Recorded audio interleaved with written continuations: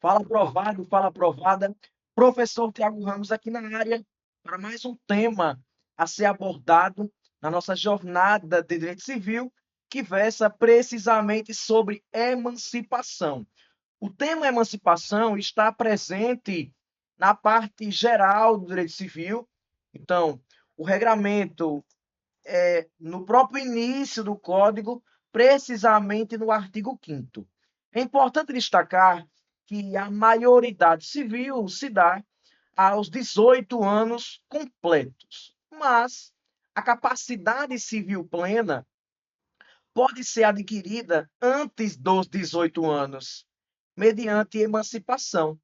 Então, o menor emancipado é um menor capaz. É um menor capaz de praticar por si só os atos da vida civil. Então, a capacidade de fato ou de exercício é antecipada pelo advento da emancipação. O menor emancipado é o menor capaz, continuando sendo o menor. E aí o artigo 5º traz essa dinâmica que a maioridade cessa aos 18 anos completos, quando a pessoa estiver aí, quando a pessoa está habilitada a todos os atos da vida civil. Aí o parágrafo único, seus vários incisos, vai dissecar para a gente quando essa menoridade vai trazer a capacidade. Então, a incapacidade pode ser adquirida antes do 18, mediante emancipação. Então, a incapacidade civil, de fato do exercício, é cessada com emancipação. Primeiro, que cabe a emancipação a cargo dos pais. Os pais, ambos, ou um na falta do outro, podem, mediante o crivo cartorário, emancipar o menor, que tenha 16 anos completos. Então, o menor impúbere, o absolutamente incapaz, abaixo de 16 anos, não pode ser emancipado. Veja que os pais, para que possam emancipar um filho menor, o critério da idade é acima de 16 anos completos.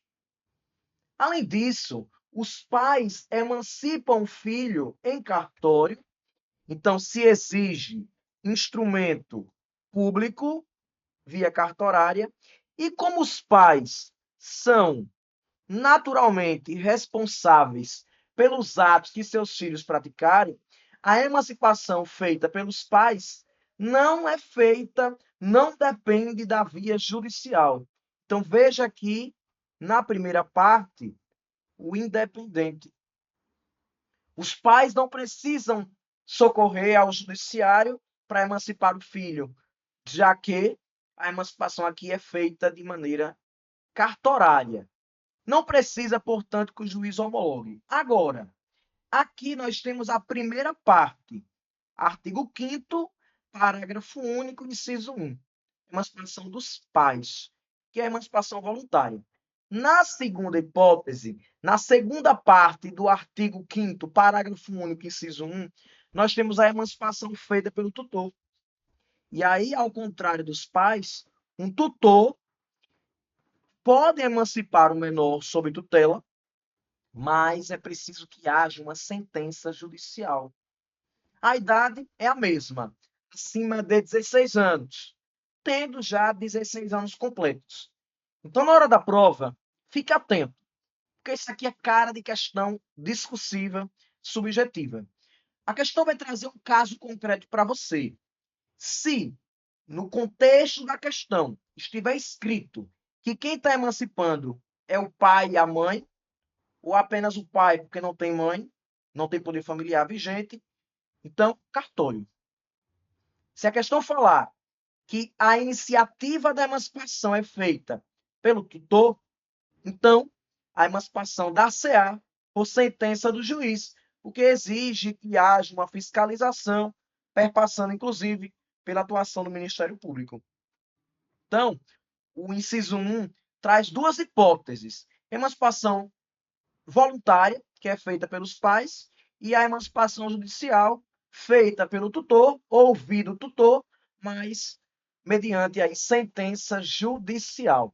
Em ambas as hipóteses, o menor tem que ter já 16 anos completos. Além disso, casamento também emancipa. Inciso 2 do artigo em apreço. O casamento é uma hipótese de emancipação. O menor que se casar está, pelo casamento válido, emancipado. E aí tem um detalhe que eu preciso que você tenha em mente. União estável emancipa porque, no geral, todas as regras que valem para o casamento também se estendem, também se aplicam para a união estável. A questão é que no tema emancipação, o rol é taxativo. O rol do artigo 5º, parágrafo único, é taxativo. E diante da taxatividade, porque estamos aqui permitindo que o menor seja capaz antes da maioridade, não permite interpretação extensiva que amplie. Observe que o código menciona casamento, não menciona união estável. Então, em termos de prova, siga a letra da lei. O que emancipa? O casamento. E qual a idade para se casar? Eu falo agora. Pessoal, a idade para se casar é acima de 16 anos. A idade núbio, que é a idade para casamento, é acima de 16 anos. Os maiores de 16 anos podem contrair um casamento.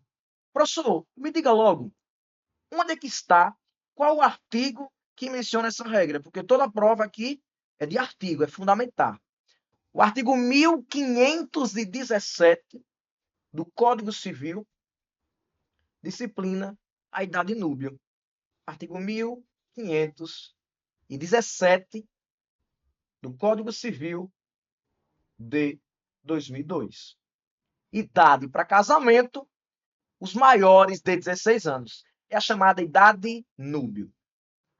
Além disso, também estará emancipado aquele que entre em exercício em emprego público efetivo, ou seja, cujo ingresso se deu por concurso público. É interessante aqui que, comparando com as regras do direito administrativo, há um conflito, porque nas regras do direito público, para tomar posse e, portanto, depois do exercício, tem que ter 18 anos.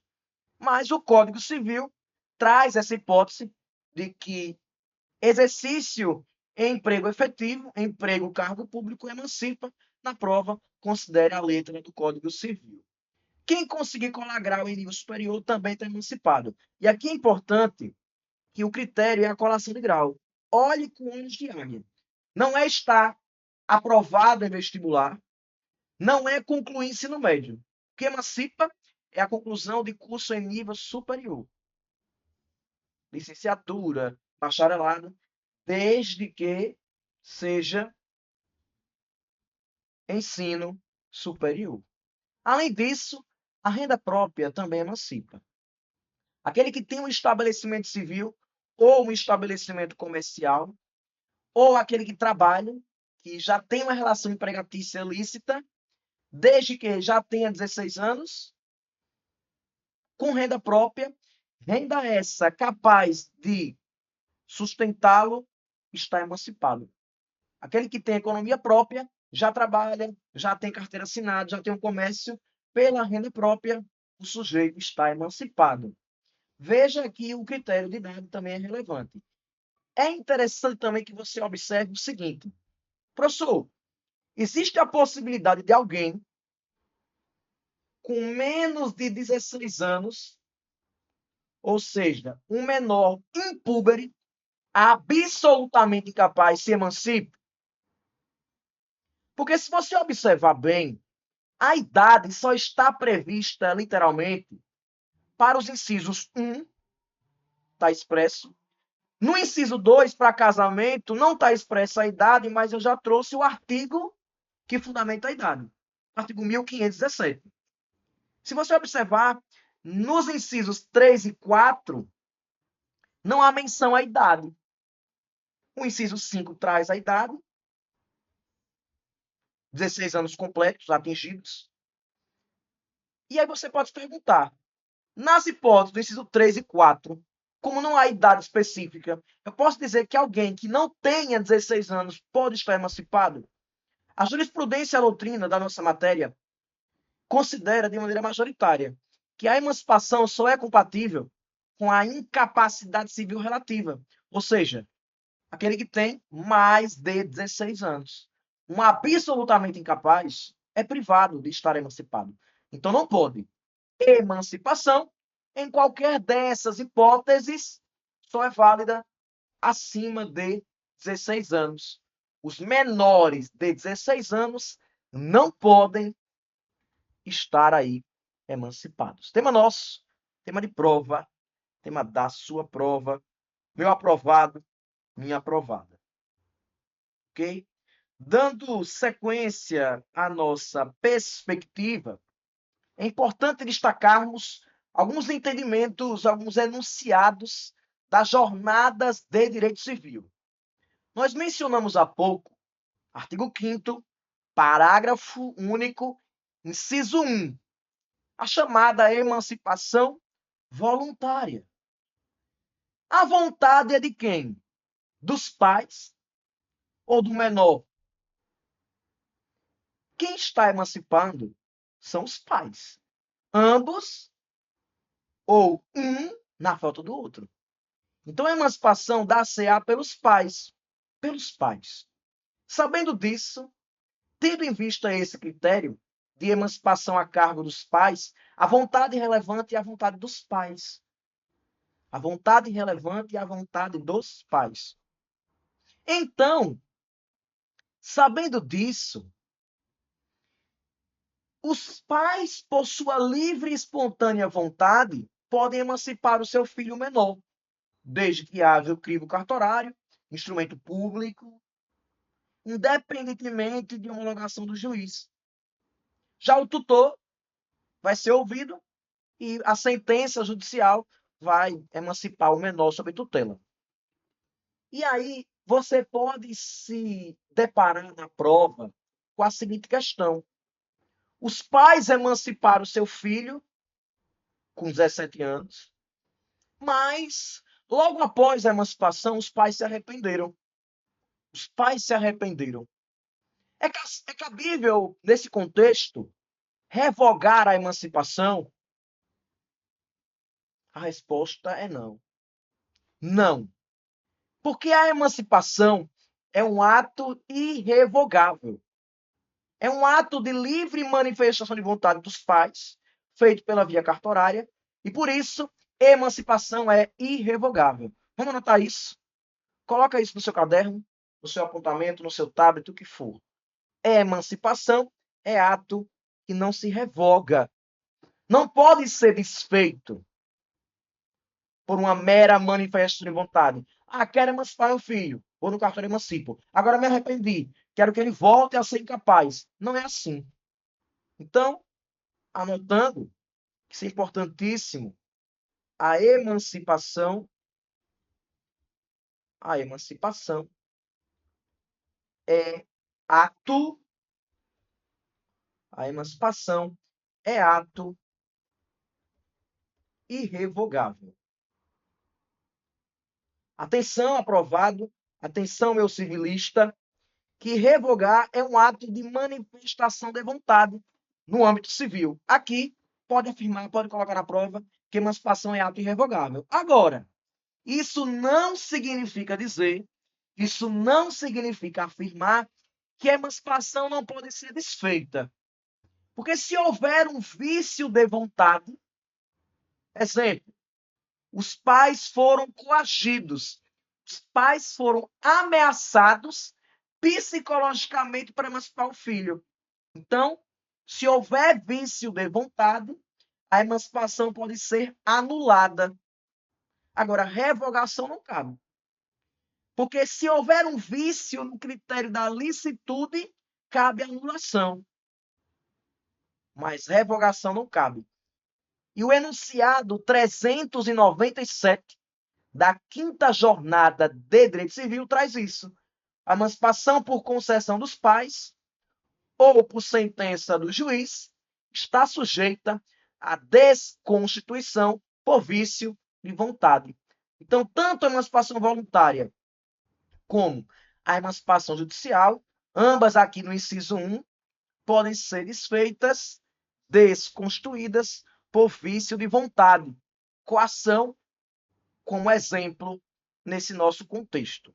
Sabendo dessa dinâmica, você precisa ter em mente que o menor emancipado continua sendo o menor, embora civilmente capaz para a prática dos atos da vida civil.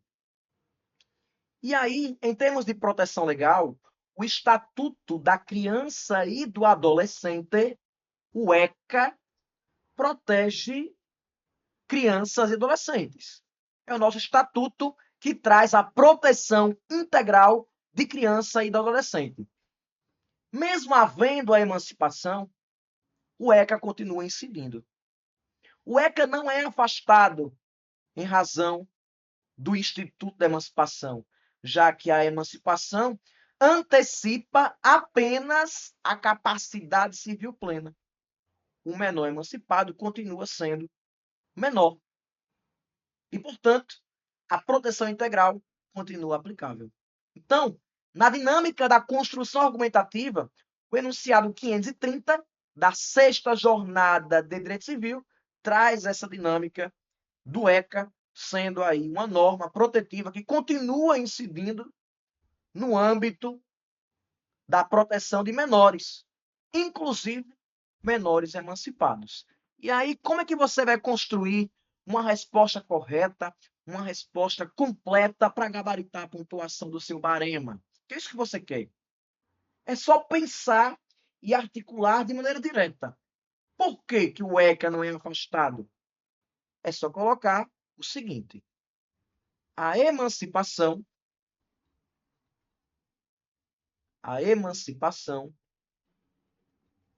antecipa a emancipação antecipa a capacidade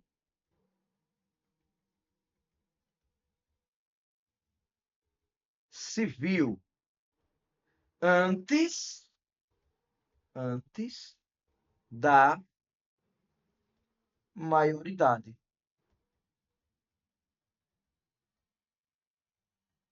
Logo, em razão desse argumento, o ECA continua protegendo a criança e o adolescente. Inclusive, se o adolescente já estiver emancipado. Tema nosso, tema de prova. Até mais, meu aprovado civilista, na nossa jornada com uma carteirinha que virá. Eu garanto a você. Obrigado e um abraço.